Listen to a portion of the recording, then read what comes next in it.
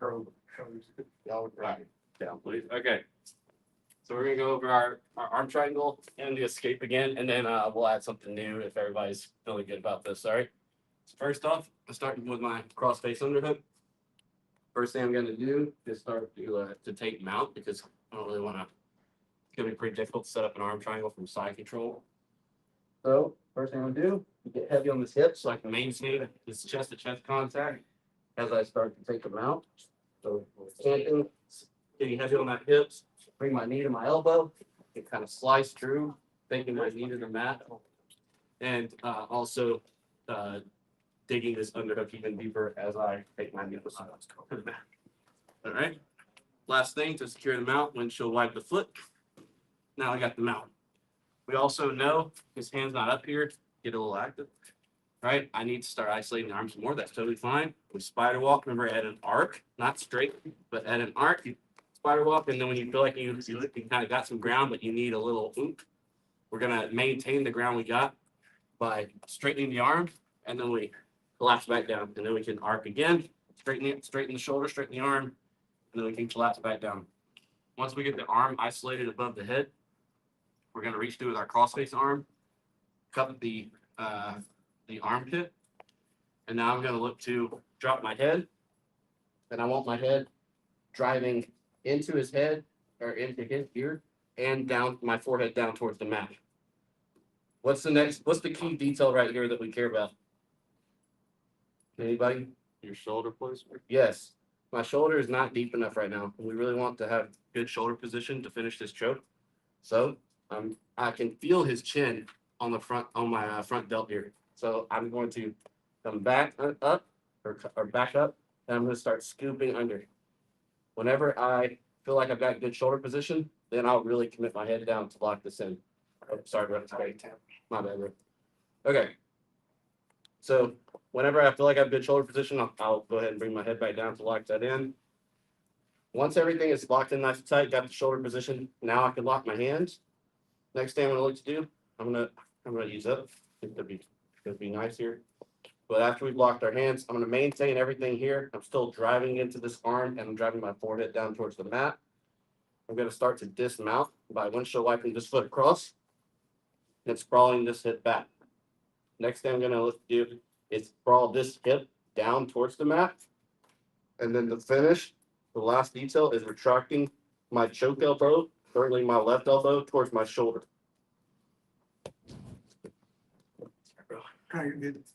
All right, one more time. Cross-face underhook. I'm going to take them out. I'm going to get heavy on this hip so I can maintain this chest-to-chest contact as I slide my knee up into my elbow. Next, I'm going to take my knee to where my elbow is and dig the underhook deeper. Lastly, I'm going to windshield wipe my foot to secure the mount.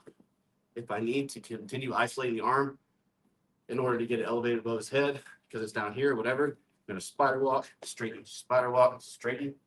Once I've got the arm isolated in the right position, I'm going to take my cross-face arm. I'm going to cup right here in the armpit.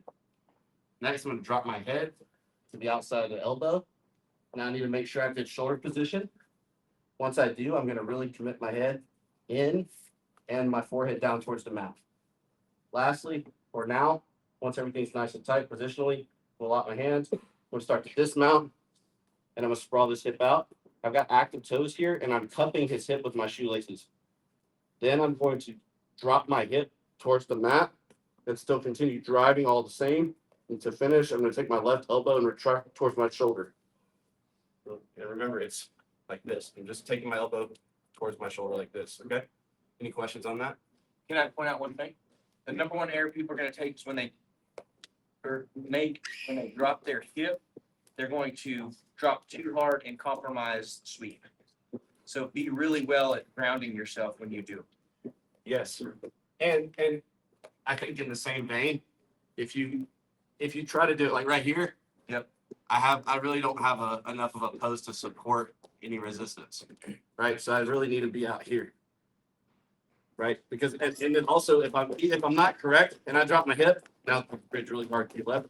He's just gonna take you over. So definitely for now, overemphasize taking that post out. Yes. All right, at least like a 30-degree angle. All right, you gotta feel it with your own body, everybody's got different body lengths and everything, limb lengths. But make sure you're posting out at least a 30-degree angle. And then we're also continuing to have active toes as we drop that hip, and we're continuing to drive our head in and our forehead down towards the mat. Anything else? No, just one thing I can see people make that mistake, so I just wanted to get it down. Any other questions? All right, 1, 2, 3. I want to see the defense again before we move on. Okay. Yes? Yeah. Let's do it. All right, so.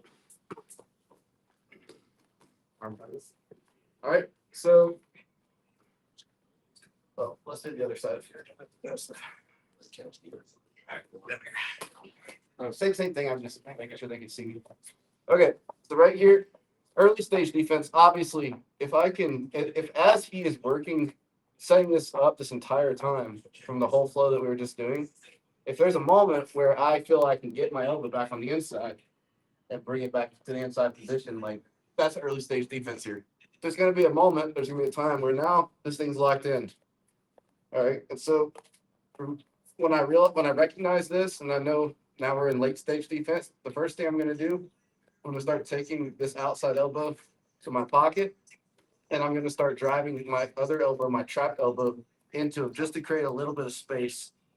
All right, the next thing I'm going to like to do is start penduluming my legs and scissoring.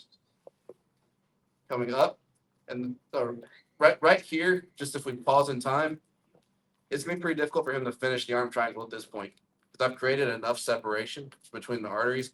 He might start moving onto my back, as he should at this point, but right here, it's going to be pretty difficult to finish the arm triangle. So to finish the escape, I'm going to continue pulling this elbow to my hip and building my height to turtle. And now we still got a guy behind us, so we still got to deal with that, but we're not getting arm triangles anymore. Okay.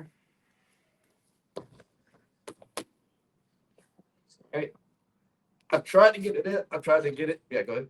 I've tried to get my elbow back in. I can't do it. I'm about to get choked. Take my elbow to the inside. Create some separation with this. With a pendulum, my legs, scissor, and I'm going to continue pulling this my elbow to my hip as I build height up to turtle. Or key detail here, when I build to turtle, this is just like generally anytime I'm escaping and I'm giving my back up, because I'm having to get my back up here to get out. I don't want to just roll like laterally like this.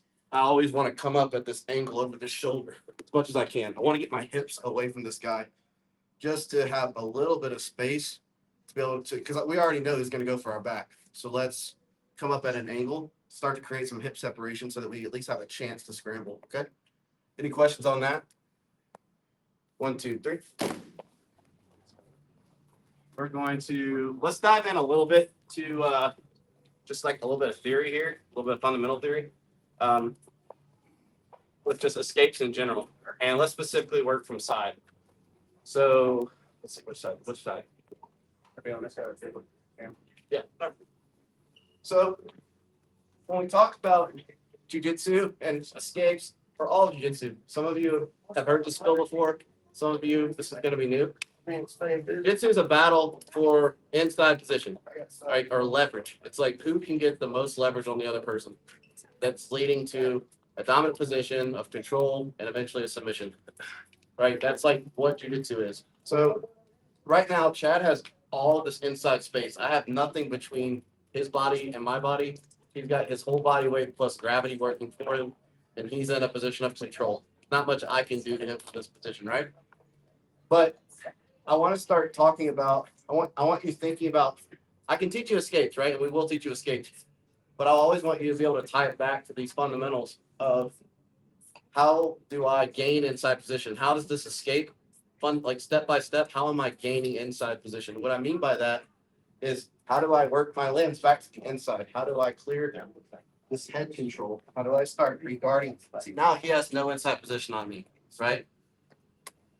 So I want you, so the number one thing you're going to hear from me in here all the time, and like if I'm cornering you, you're going to hear about frames, right? Frames is the number one way that we're going to create inside position or take it back in here, okay?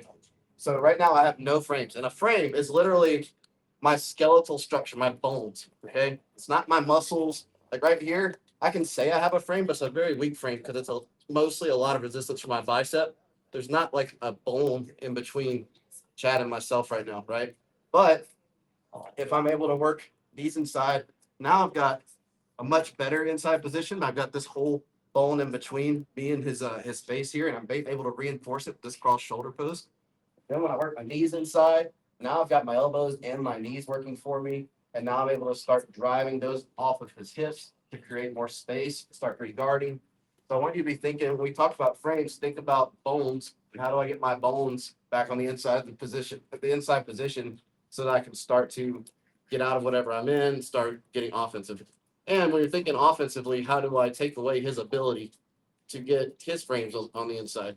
You know, anticipate that that's what his goal is to do it. Even if you might not even know that's his goal yet, right? Someone brand new, people just do it instinctively. When you see kids wrestling, they're just always fighting for inside position. They might not even know it. But now you can start putting some language. If you didn't know this, you can start putting some language to what you're actually doing, so you can be more intentional about it.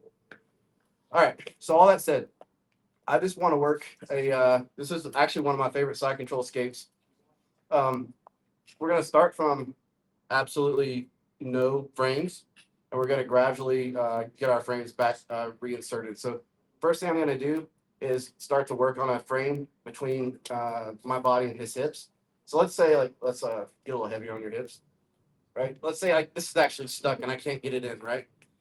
I'm going to give him a big bridge, and now my arm straightens, and now it slides back into place, right? But this one is still out. So next thing I'm going to do, maintain this. Next thing I'm going to do is another big bridge, straighten my arm, kind of ride it up, fumble back on the inside, and now I've got my second frame in. Right. Next thing I'm going to look to do is, well, actually, all I want you to do right now is once you get to this position, I want you to think about giving a big bridge to the inside at full extension, and then I want you to take it away and become a ball. You hear that from me a lot in here, where we take our knees to our chest, take our elbows to our chest, we take our chin to our chest. So I'm giving a full extension bridge, and then I'm going to become a ball. And just like that, now as he tries to maintain side control, it's the easiest thing in the world for me to just re-guard. All right. I don't want to get too into weeds on like specific steps here. I just want you to think big full extension bridge after I've gotten my frames back on the inside here. I want to bridge into him with full extension, meaning I'm making my back as straight as I can into him. And then I'm going to become a ball. I'm going to take my knees to my chest, my elbows to my chest or to my knees. And I'm going to take my chin to my chest. And now he's going to continue trying to flat me out. But at this point, I can even gain inside position by pommeling to the armpit here. I can flank that off and I can re-guard.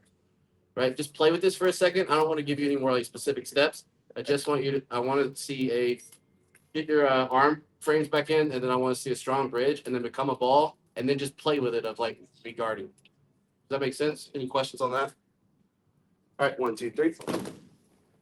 So we can dive more into this again on Monday. But two like key details I want to give you here is, first off, what we're actually doing here that I didn't really mention is we're locking what's called a side guard, which is anytime I can get my knee and my elbow to touch here. This is where the likelihood of him maintaining side control goes down drastically when I can make my knee and my elbow touch. So that's, first off, that's what we're doing. Like, that's what this is called. Secondly, I want to emphasize, I've seen like with the initial bridge here, just kind of like doing this. There's no extension in that. Like, get off for a second. When we do a bridge like this, the purpose of it is to be able to be the initiator so that we can create space. So the more I actually commit to the bridge, the more space I'm actually giving myself for the escape. So with everything here being equal, the bridge isn't this. So I'm not just like rolling over. It's like I'm up. See how my butt is up in the air? Oh, I see that butt. Yeah. And it is up in the air.